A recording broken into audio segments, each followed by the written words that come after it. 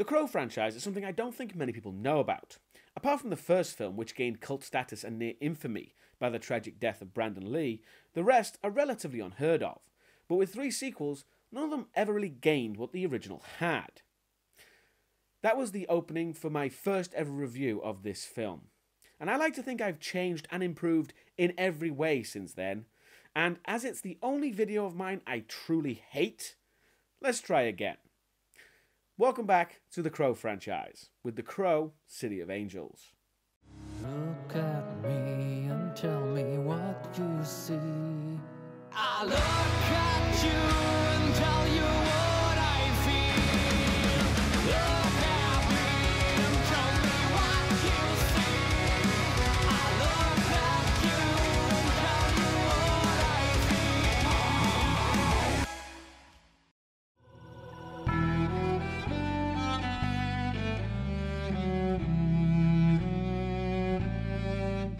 Made 2 years after the first Crow film, this film intended to be a direct sequel.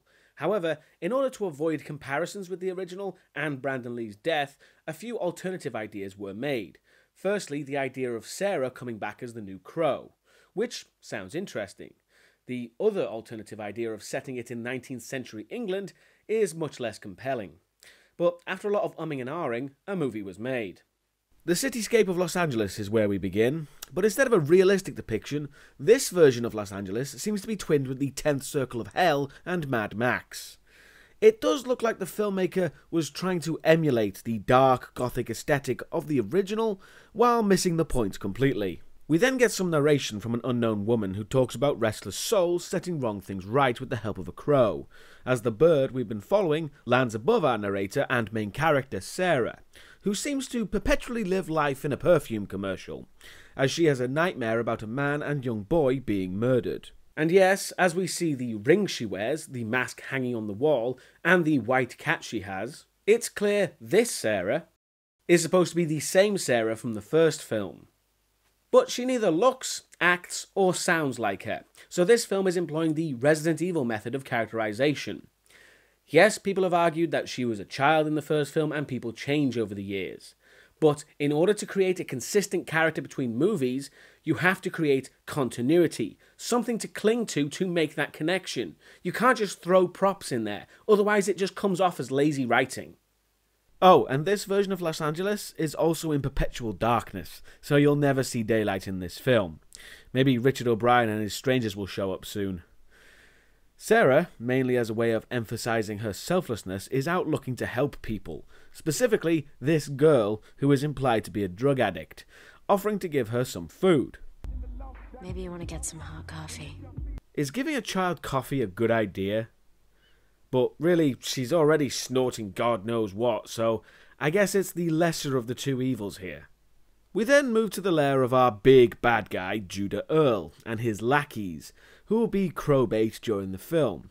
And one of his dealers has caused a problem, in Judah's words, betraying him by destroying a large batch of drugs. But he only did that since it was killing off all the patrons. So, I think the main thing we can understand from this altercation is that Judah's dealers are idiots for destroying large amounts of drugs without permission, but also Judah Earl is a complete idiot for not understanding supply and demand. Because there's no demand for your supply if everybody's fucking dead. Also, word travels, so when the word is, this shit kills you, you're not going to get many new customers. Since Judah Earl is such a bad guy, he needs to kill his disloyal lackey. But he's not going to kill him with a gun, or any normal way. No, he's going to inject him with bad drugs through the nose. Why is a needle in the nose any more effective than anywhere else? You know, filmmakers, if you wanted a visceral and violent kill, why not have Judah inject the guy through the eye? Or would that break the visual effects budget? But my point is, needle in the nose, dumb. Oh, and Judah gets this smug as all hell quip. Guess you were right, Bassett. That was a bad batch. That's all, folks. Moving on, we then return to Sarah, who's now a tattoo artist, which doesn't really seem like the kid from the first film's thing, but that's not the biggest problem. The main one is just look at this guy's head tattoo. It's pretty fucking awful. It's spotty, not cleanly applied, and it already looks a few years old. I'm very familiar with tattoos, and it's clear to me that that tattoo wouldn't last. Also, I find this kind of weird. This thing is little. That's why they call me the Mistress of Pain. So yeah, Sarah has all grown up to become the Mistress of Pain. Again, I just can't see the continuity between characters. After the shop is closed, Sarah's boss has a gift of a sugar skull for her, as it's the Day of the Dead very soon, with a fortune cookie-like message inside. Life is just a dream on the way to death. That might sound morbid, but what the hell was with that guy's reaction? He acts like she just told a questionably racist joke. Sarah needs to leave as she hasn't slept much, but can I just ask, why in the fuck is she so goddamn creepy looking and acting, with the odd, constant, unblinking, and really unnerving stare? How is it possible that Mia Kirshner is creepier here than when she was as a vampire queen? Later, the crow is seen flying over an old dock, and under the water, we see our would-be Avenger dead and waiting. The bird returns to Sarah, who expects to be guided to the new crow to help him. Which is a bit rich, frankly. I don't recall Eric getting such help. No, that poor fucker had to dig himself out of his own grave and get his shit together on his own. Sarah drives to where the bird leads her, though how she can follow it when she overtakes it, I'm not sure. She arrives at the dock as our crow, Ash Corvin, is resurrected, reliving his last moments. Also, Ash Corvin? The main character of the first Crow film was Eric Draven, a not too in-your-face playing of words. But Corvin? If you don't know why that's a kind of silly name, the biological term for a crow is Corvus corvidae.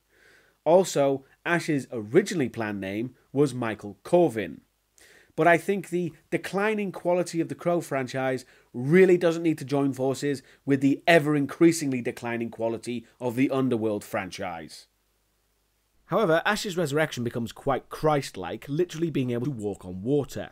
And I would say that Sarah looks shocked, but she constantly looks like that anyway. That's her single defining facial expression.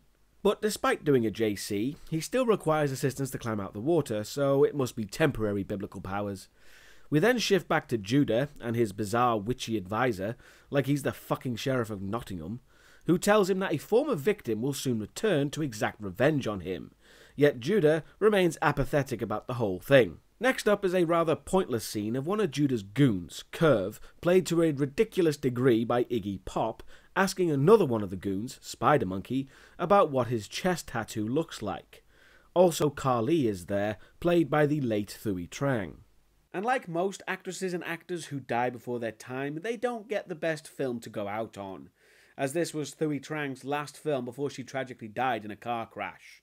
But from what was initially planned, it could have been a lot worse. Anyway, Curve wants to know what his tattoo looks like, and obviously he's told it looks like a bird, and not demons as originally intended. You know, this is the kind of conversation you have before getting the stupid tattoo. Moving on with the plot, Ash wakes from his resurrection remembering the son who died with him. And honestly, Vincent Perez plays the quite understandable trauma very well, going through the full stages of grief, with denial. How did I survive? Yeah, he experiences this one a lot. You didn't. No! No! And after running towards his auto repair shop, he has more memories of his son, finding a painting leading into depression. But that's maybe because his son was kind of an idiot, as evidenced by this. What was that? Seriously, that still fucking annoys me. What person, adult or child, hears very obvious gunshots and thinks, that sounds like fun? It's just an incredibly forced and lazy way for getting Ash and his son into that wrong place, wrong time situation that gets them killed. Obviously, Ash's son runs into Judah's goons, killing some random person. What was the kid expecting to see exactly? Fuck knows. But that does allow Ash to reach the anger stage, as he smashes up the place. Okay, I know I'm being a bit facetious here, since it is kinda silly that Ash is going through all the stages of grief, one after the other in quick succession, like he's fucking Homer Simpson. But, as I said, Vincent Perez is not the problem here. He plays it very well and to the heart. It's a fine performance. For acceptance, the final stage, Sarah assists by giving Ash some better clothes and a painted face. and it is a nice touch that it's Sarah's idea to paint his face, and her choice of using Ash's son's paints to do it as well. There wasn't much reason behind the face paint in the first film, but for this one, since it's Sarah's idea, that gives it a reason to be done again, because she remembers Eric. And the fact that she uses Ash's son's paints gives the whole thing a nice poetic drama. Of course, that's undermined slightly by us then getting the most overused action movie trope, the suiting up montage.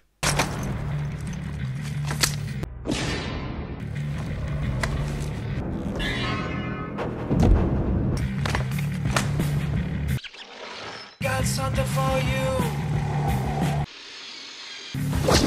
Y'all must stay home.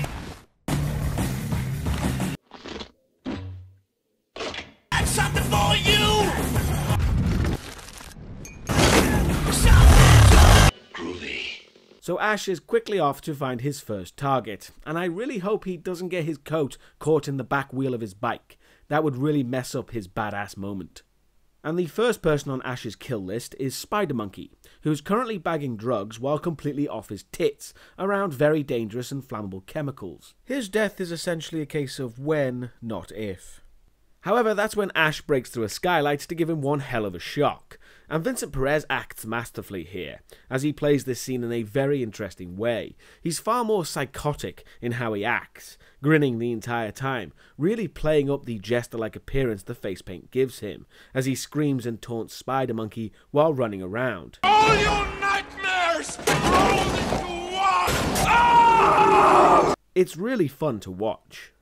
And he uses his invincibility to his advantage, threatening to blow the place up to get information on the others, which he easily obtains, so he toys with the guy longer with a simple high card game. I doubt Ash would have let the guy live had he picked the right one, but he didn't, so Ash blows the shit out of the place, which is fine because he's invincible. But apparently, so are his clothes. See? Not a scratch. Did the filmmakers see the original? Eric's shirt was more duct tape than fabric by the end of it. Also, I do believe that this crow has gotten a significant upgrade. The thing can do bombing raids now. Maybe that's just any crow. Oh hey, a crow! Curve shows up at the burned down factory to find Ash's mark on the ground, which, thinking about it, when Eric did that, he constructed it himself. So, did Ash do a bit of sweeping before leaving? Curve informs Judah about the loss of the factory, but he and his witch are far more interested in the crow image left on the ground and Curve's crow tattoo, as it shifts back to Sarah's tattoo shop, where Curve shows up, violently demanding an explanation for the tattoo. We're close. First with the weakest punch I've ever seen, nice one Iggy, then he demands his explanation. I was going from the fucking design that you gave me! Yeah, either he asked Sarah for a design that she came up with, in which case he shouldn't have a reason to complain. But he didn't do that. He gave her a design to follow, which she did. So he still shouldn't have a fucking reason to complain. Sarah gives him a swift knee to the balls, but it doesn't seem to affect Iggy. Was that some kind of threat? Actually, come to think of it, Iggy Pop is completely mental at the best of times, so I wouldn't be surprised if there was some improvisation involved. But Curve does eventually piss off. Outside, a crying Sarah leaves to go to her car when the crow appears again. Ah, look at that. The crow's showing it cares. Whoa, whoa, whoa, whoa, what the fuck? Why did she do that exactly? She was present in the first film when the crow got shot and Eric lost his regenerative abilities. But you could argue she wasn't aware of the events around her. But she's still shooting at something she knows holds the power of resurrection and is Ash's ally. But this scene was a deleted scene added to the director's cut, so it was probably removed from the final product for a good reason. It's time for another goon to get killed, and the one I like to call, oh hey, it's Thomas Jane, as the perverted purveyor of profane performance-based pornography, Nemo.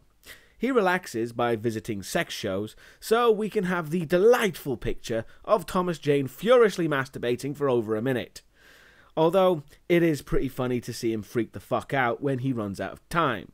But, fortunately for all our sakes, Ash appears to enact his revenge, jumping through the glass. Unfortunately, it's not really a fight, and nowhere near as fun as when Ash encountered Spider-Monkey.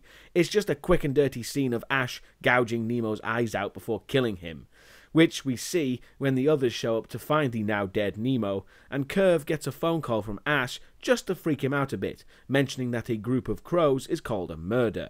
It's one of those facts I'm very surprised wasn't used more often in the series. Not even the shitty Wicked Prayer exploited it. But also with the previous scene, you'll notice how Ash was very different in demeanour, and this is one of my biggest complaints, is that his personality is just not very consistent. He flip-flops wildly between different mood swings, which would be fine if it was on purpose, but it's so shoddily implemented, you can tell it wasn't intentional. After the killing, Ash then meets the young girl that Sarah spoke to at the start, and in order to help her, he does this. Yeah, how did he do that exactly? That's not the kind of magic trick you can just pull out on the fly. It requires planning and equipment. Or is the film telling us the crow has pyrokinesis now? However, Ash gets the girl to blow away the dust, telling her she has power just like he does. And as we'll see later, it completely helps her and is quite the slap in the face to Sarah. It's like, yeah, screw you with your free food and kind demeanour. Magic is what she really needed. Back at Judah's hideout, he's watching the tape of Ash and his son's murder, and Curve confirms that Ash is the killer. Which is very strange because Curve hasn't seen Ash yet, so why would he jump to the conclusion of a dead guy back for revenge? However, the witch now informs Judah the crow is the source of Ash's power, and killing it kills Ash, which was an easy and very lazy way of getting that information to Judah. However, due to a minor character being removed from the original Crow film, the idea of kill the crow, kill the man became law, but that's far from what the writers or directors ever intended to be the case. But that's more for a Crow review. Returning to Sarah, she's busy working on her foreshadowing painting when Ash appears to reveal more information about himself. Sarah tells him he'll need to go back wherever he came from when he's finished. Yet it's implied he doesn't want to return due to her, despite knowing her for a collective hour and barely saying a word to her. It's pretty damn weird. Moving on from that sappy nonsensical bollocks, another member of the group, Carly, and Curve have gone to the tattoo shop to interrogate Sarah's boss, to ask him where she is, torturing him for information with a tattoo gun to the eye, surprisingly freaking out Curve. Apparently he doesn't have much of a stomach for torture. Child murder he's okay with, but torture, that's going too far. Also, it takes considerable effort for these two to maim and torture to get information, but Sarah isn't hiding from them and has no idea they are looking for her. Did they try asking at all? Or maybe just waiting for Sarah to show up someplace? But perhaps they have some kind of limited time frame. But, of course, I wouldn't know that because this world seems to take place in a never-ending nighttime for all eternity. Ash has returned to the dock to do something arguably I would have thought would be higher on his priorities, as he retrieves his son from the water to bury him properly, which, unlike the little chit-chats with Sarah, this was actually a poignant and appropriate break in the film's action. And while Ash is doing that, Sarah is interrupted in her literally staring death in the face. Oh my god, that fucking foreshadowing painting! When she gets a knock at the door. Jesus, why bother knocking at all for fuck's sake? Ash soon returns to find Carly waiting for him. And can I just mention how it's a fundamentally flawed piece of direction that Thuy Trang pronounces her name as Callie when it's pretty obvious it's supposed to be pronounced Carly. Whose job was it to correct her on that and didn't fucking bother? After a bit of talking, the fight begins with this piece of dialogue. Do you know how to fight? Do you know how to die? You know, actually, that was pretty damn good. Fighting ensues and all manner of weapons are employed by Carly, but halfway through, Ash gets flashes of his son's murder, which causes him to go mental briefly.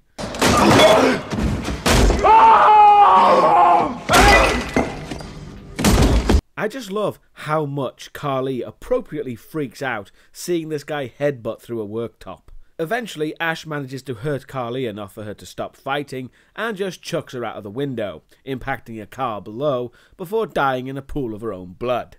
Which, granted, is unsettling to see, especially considering what happened to Thuy Trang.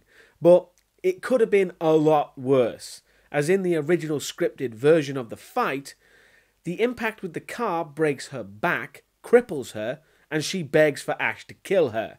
When he refuses, she's then raped to death by thugs. Now, I'm glad they didn't go with that, because it's unbelievably fucked up. But so is child murder, so I guess it's your own interpretation on that one.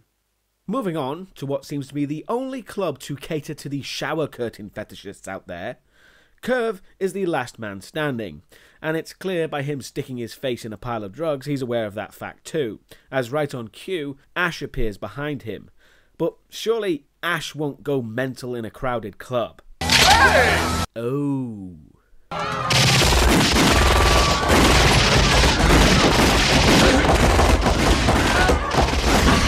Well, that escalated quickly.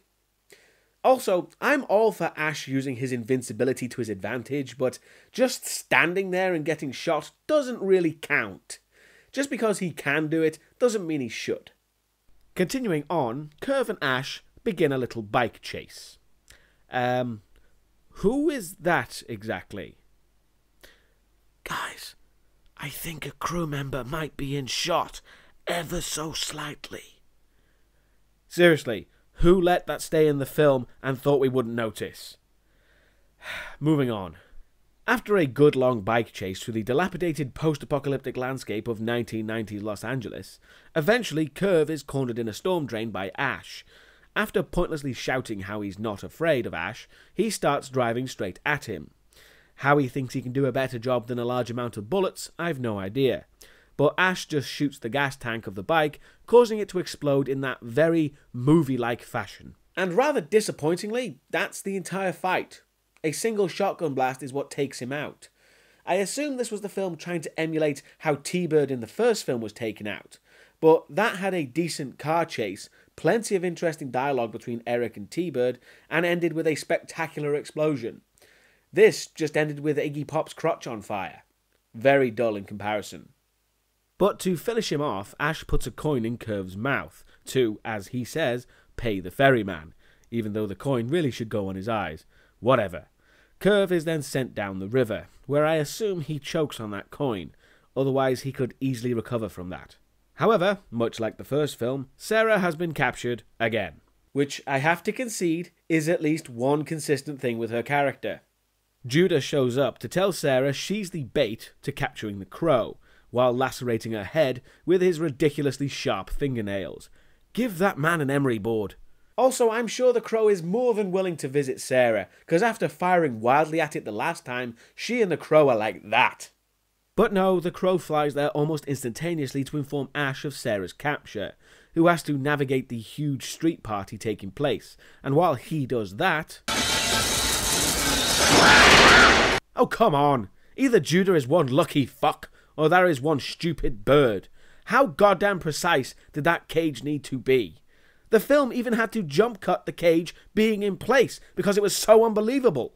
Was a simple net too much of a hassle? Or is that not gothic and metal enough? Judah then prepares his ritual. Do you know what these are called? Misery chords. No. Gonna have to correct your French there, Judah. They're not called misery chords, as you pronounce it. They're called miséricorde, which is the French word for mercy. He does explain that the daggers were used to euthanize soldiers on the battlefield, so it's not like he doesn't know their purpose. I guess he just prefers to mispronounce the French word because it sounds more badass. Outside, Ash climbs the building instead of looking for a door, and as he does that, Judah stabs the crow and kills it, causing Ash to fall from the building, which was a stunt Vincent Perez performed himself, so kudos on that one. Judah then does a little face painting and drinks the crow's blood, indicating that he now has the crow's power and immortality. Now, I don't recall Eric or Ash having to drink the crow's blood to get their power, so it doesn't really make much sense to me. It's just the film's way of giving the crow an equal to fight. The TV show did something similar, except there, if the crow was to kill anyone, they would then come back as a snake, as the show called it. So clearly, no one has any real idea how this stuff works. Judah appears outside to fight with Ash, and I like Richard Brooks, but my god, is he chewing through every piece of scenery he can get his hands on. He's clearly not bringing his best to this role. Back in the building, the witch frees Sarah and gives her one of the daggers. No clue why, of course, since Judah is invincible now. And returning to the fight, Judah hangs Ash from a lamppost and attacks him with a whip. Where the fuck did he get that from? But also, no one in the crowd does anything to stop it. So they're either complete arseholes or just dumb as fuck. But fortunately for Ash, Sarah appears and quickly stabs Judah in the head, saving him. Then the stupidest moment of the film happens, where Sarah runs at Judah, with no defense and no weapons, getting stabbed in the chest for her troubles. You can even see Judah is surprised she was so fucking stupid, and her death was completely her own doing. Also, great way of making Eric's struggle to save her in the first film ultimately pointless, guys. Thanks for that. Luckily, Ash still has a few tricks up his sleeve to stop Judah, as he pushes him onto a pipe.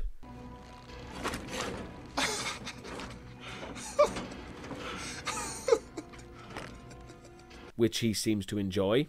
Then, somehow, Ash calls down all the crows gathered above as they fly down, in a terrible looking special effect, then somehow vaporize Judah, with more of the same terrible looking special effects. Quite a bit of Deus Ex Machina there, I feel. Almost like the writers painted themselves into a corner and had to pull something right out of their arse to kill off Judah quickly and easily. Also, if Ash could do that, why didn't he do that for the other bad guys? Certainly would have made things simpler. But anyway, let's have the film think it's fucking clever by fulfilling what the foreshadowing painting was trying to tell us throughout the film.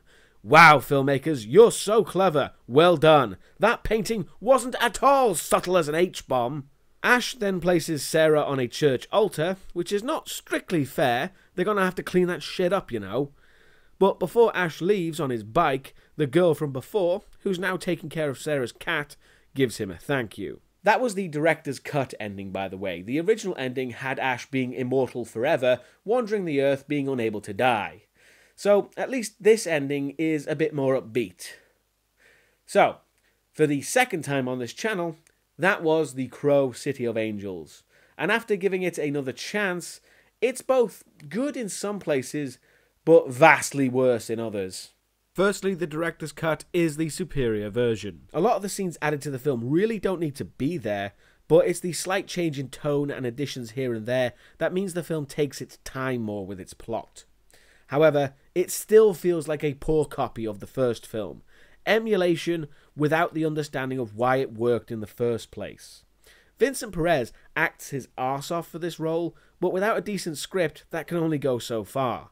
And Mia Kirshner, who is tasked with trying to bring an older Sarah to the film, is just an in-name only character that Paul W.S. Anderson would be proud of.